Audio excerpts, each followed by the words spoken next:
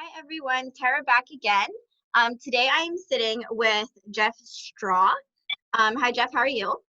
I'm pretty good, thanks, Tara. And so today, from what I understand, we are speaking about resiliency. But before we jump in, Jeff, can you just tell us a little bit about who you are, where you're from, and what it is that you do?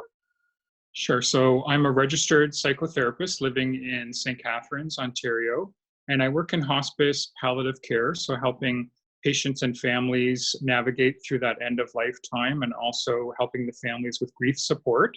And then on top of that, I also have a private practice where I'm seeing clients. Okay, busy. Um, okay, so knowing that, so then this is the perfect topic to talk to you about then. So resiliency, how do you define resiliency? Well, there's different definitions of resiliency, but generally it means the ability to kind of deal with a lot of stress and change, and to recover your balance quickly. Sometimes we hear the word buoyancy used, or maybe the ability to bounce back quickly. But I think right now, in terms of all the change we're going through in the world, it's a relevant topic to kind of determine what can help us bounce back and go with the flow as we adjust to this new reality. Oh yeah, for sure. Especially given what is going on with COVID-19. And I feel like a lot of people's resiliency is being tested right now. Um, Yes. yeah. And so why do you believe that some people seem to cope better with change than others? So it's interesting. There's been a lot of research done in this area, and resiliency is kind of a subset of positive psychology, which I would say is a movement that has been around maybe for 20 or 30 years, where they're studying things like what makes people thrive. So typically, psychology used to be concerned more with personality traits and kind of mental health issues, which of course it still is. But now there's more interest in saying, how can we learn to be happier? How can we learn to live a life with meaning and purpose? How can we become more resilient? And so it's definitely getting a lot of interest in research. And so we're really looking at, is resilience something that's genetic? Is it just something you're born with?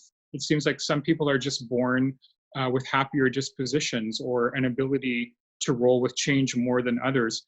Is it also something that we can learn? Can we learn to be more resilient? Can we adopt lifestyle changes and habits in our life that will promote that resilience? So that's really what we're looking at, is saying, how can we learn to be more resilient? Because some people do seem to have an approach that promotes resilience and thriving more than others. Right, right. And so given what the researcher said and what you've just mentioned, um, does it have anything to do with, with personality or with attitude, outlook? Yes, definitely. I think there are several traits that we can talk about that resilient people seem to really identify, and I think one of them is definitely fits into outlook. It's really an acceptance of reality. There's a great Sufi mystic poet that I like named Rumi, who wrote, I think, in the 13th century. And one of my favorite quotes is, he says, "Once you accept the troubles you've been given, the door opens," which is an interesting thought. Why would we want to accept the Hmm. troubles we've been given? Why would we want to accept our current reality, even if it seems to be negative? But what we know about resilience is that people who can accept what's happening can then seem to be able to deal with it, and start to problem solve it, as opposed to being in denial about things. So even if it's what's happening is difficult, I think it's important to accept it, and then say, what do I have control over? And one of the most difficult things often to accept, and I think even right now with the coronavirus, is to accept our feelings. But I think that that's really important to do, is to say that we will feel fear, we will fear anxiety, at loss of control, loss of predictability.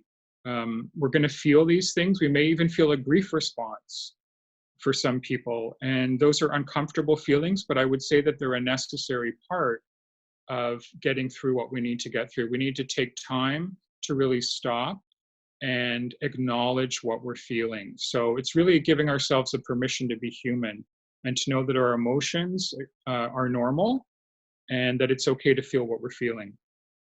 Yeah, yeah, I agree, definitely. Because I can, from my own personal experience and talking with friends and family and people and clients, there's definitely that desire to either fight the feelings or to minimize them, right? Say, oh, other people have it worse than I do, or whatever the case might be. But yeah, coming to acceptance of where we are and what's happening and how we're feeling about it can definitely be huge. I agree with that.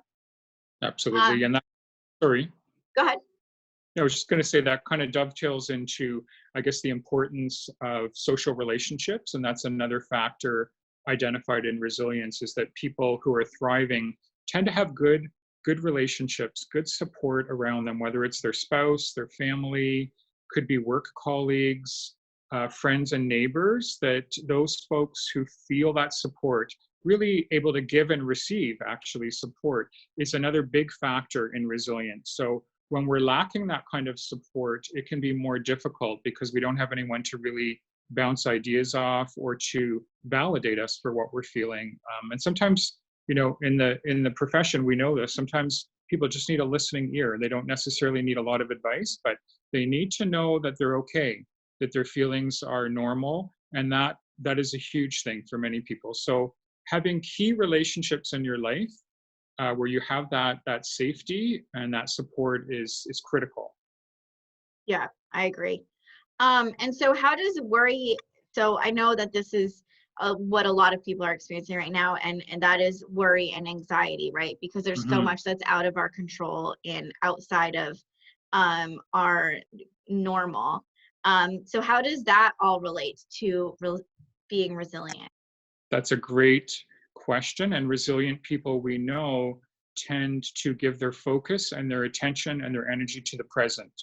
So we know that if you're spending too much time thinking about the future, too much time perhaps watching the news, that's probably going to breed anxiety. Similarly, too much time thinking about the past and focus on the past can generate depression and guilt and regret. So it's really important that we find a way to anchor ourselves as much to the present day and even the present moment as possible. So this is really what the whole field of mindfulness is about. It's really about teaching us to be present to our experience as it's happening. And we all know how difficult that can be when you have a busy life and a busy family life. We're rushing around. We're often thinking about what's going to happen next. And Yeah, right now, we don't really have a lot of control over what's going to happen next. So the more we put our energy and attention there, probably the more anxious we're going to be. So a key for developing resilience is to have some kind of an anchor to the present moment. I always say that, yes, we need to plan for the future, but that's different from worrying about yes. the future. So spending too much time thinking about tomorrow and not enough presence now will cause us to be out of balance. It will cause anxiety, insomnia, perhaps for some people, and we're just not as present to be with our friends and loved ones as we would like. So Yeah, mindfulness is also an important factor here. yeah, yeah, that makes a lot of sense. And so what are some roadblocks from your experience to becoming resilient? So we just talked about one, that tendency that a lot of us have to live more in the future or in the past. So really, again, bringing yourself into the present is really helpful. And that kind of relates to negativity, and that's another factor in terms of resilience, is really cultivating as much as possible, certainly a realistic mindset, but also an optimistic mindset. So to really, we know how contagious negativity is from watching the news, from perhaps being around somebody who's negative. So if you're surrounded by negativity and your own thoughts are negative, that is going to bring you down. It's going to be more difficult to cope when you have that negativity.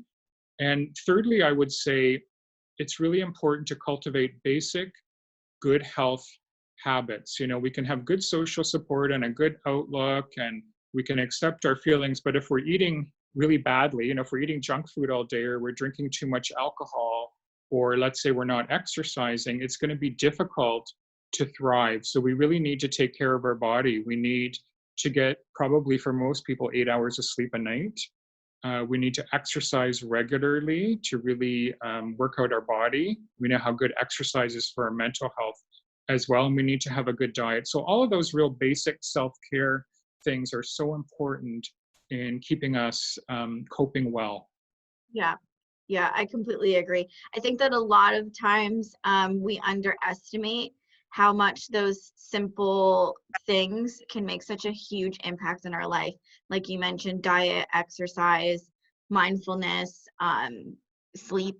And I think that that is huge because those all snowball into other aspects of our lives, right? So yeah, definitely simplifying things. And those are things that people can focus on right now is their diet, exercise, and sleep. Yes, we have a little bit more time to do some of those things. And I think another thing is that can really help boost our mood and contribute to resilience is helping other people. Especially right now, there are people who need help, perhaps who aren't as doing as well maybe as you are, who need help having some groceries dropped off. Whatever it is, it could be within your own family. It could be an email, a phone call, a virtual Skype session, but just checking in with people and saying, what can I do to help you? There's a phrase that's called the helper's high. And really what it means is that the helper tends, we know from research, tends to get as much benefit from that helping relationship as the person who's being helped. So when we can help other people in some way that's right for us, it actually helps us as much, you know. So the feel good chemicals are released in our brain, and we feel also a sense of purpose. Often purpose and meaning in life, again, another trait for resilience, is centered around family, friends, and doing something where you feel like you're giving back to your community. So I think really saying, you know, what is it that gets me up in the morning? What am I passionate about in my life? And a belief that life is meaningful and that we are making a contribution. That's really important for resilience and I would say for happiness as well. So right now to say, what can I do to maybe help somebody else and make their day a little bit brighter? If you can do that, you will feel that you will get the benefit as well because it feels good. Yeah, yeah, that makes a lot of sense. And that, so also I know one thing that a lot of people speak about when it comes to mindfulness and all that kind of stuff is gratitude. Yes. So is gratitude important when it comes to resiliency as well? Yes, I would say gratitude is very important. Again, we're bombarded potentially with a lot of negativity and fear out there. So one thing that can counteract that is really to take a few minutes every day. You could even potentially do it before you go to bed at night as you mentally review your day and ask yourself, you know, what were some of my high moments today? What are high points? What am I most grateful for that happened in my day today? They could be big things or little things, you know, it could be about a relationship. It could be how much you appreciated your hot coffee in the morning, you know, or that walk outside, whatever it is, just kind of re-experience those at the end of the day, maybe even write them down. And really, when the more that you do that, the more that you notice what you're grateful for, you'll notice that it increases. So the more you appreciate the good in your life, the more the good appreciates.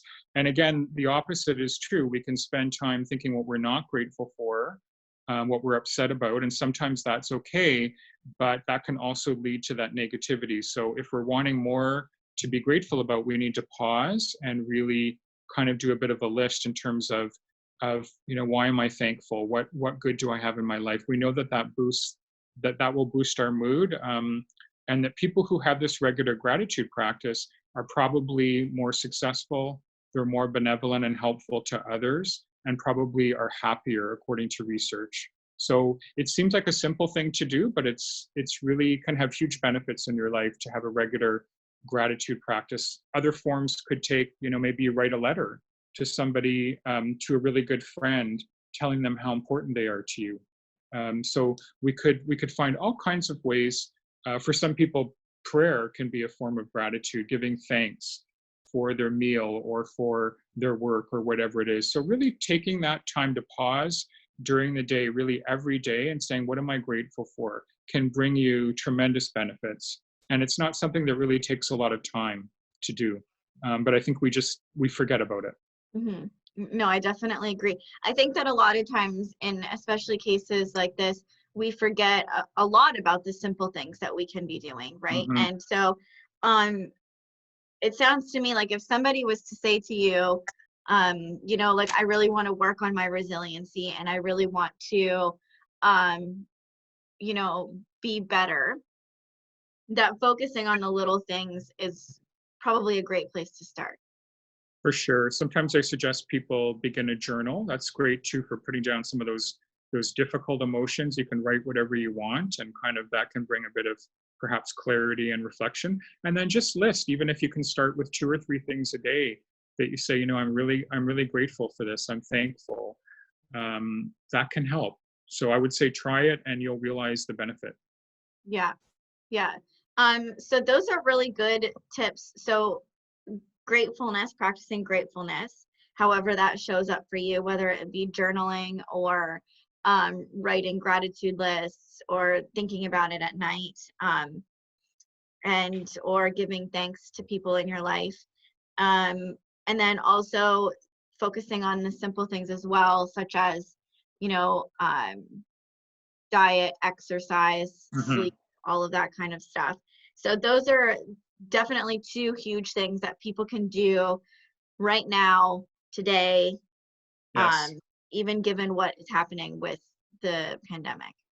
Absolutely. It's a great point because I think so many people feel out of control. They feel that they have no control over what's happening. And to some degree that's true, but we always have control over our thinking, our health habits, our relationships, things like being grateful, helping others, all the things that we've talked about today, even focusing your attention more in the present moment, although it's challenging with practice and perhaps a bit of coaching from a mental health professional. You can learn to do that. So all of those things are things that we can practice and that we can do that will make a difference. Yeah. Yeah, I love this and it was so helpful. Um, Thank you so much again for doing this with me. And I know that we are chatting again, so we'll have another video coming for everyone. And from what I understand, you are still offering services virtually, correct? Yes, I'm happy to do telephone consults or virtual counseling. Okay, perfect. So do you want to just let everyone know what the best way is to get a hold of you, if they are feeling like they need, a listening ear or they want to work on some of the difficulties that they're experiencing? Sure. Yeah, I'd be happy to hear from you. Probably for now, the easiest way is just give me a call, 905-685-8605. And if I don't answer, leave me a message and I will get back to you and we can set something up. Perfect. Thank you so much for doing this with me. Thank you.